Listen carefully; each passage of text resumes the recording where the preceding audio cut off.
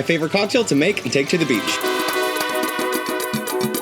Today we're gonna make a big batch of it, and I'm gonna make it right here in my favorite cocktail shaker. This is from High Camp Flask. This is insulated and holds, at least with this recipe, 6 cocktails. And since it's insulated, I know they're not gonna melt at the beach. So we're gonna start with 8 ounces of fresh watermelon juice. Love that it comes with this measuring glass. It's basically a really large jigger, and instead of 1 and 2 ounces, it goes to 3 ounces on one side and up to 4 ounces the other side, so it's simple to batch cocktails.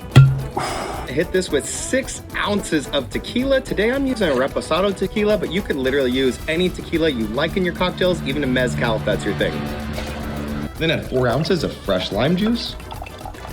And then 2 ounces of agave nectar. And 2 ounces of orange liqueur. And lastly, a small pinch of salt. Now, all I have to do is add some ice, seal this up, and head to the beach. Then, give this a quick shake and pour these over ice into my High Camp Flask insulated cups. And enjoy. Cheers! Cheers.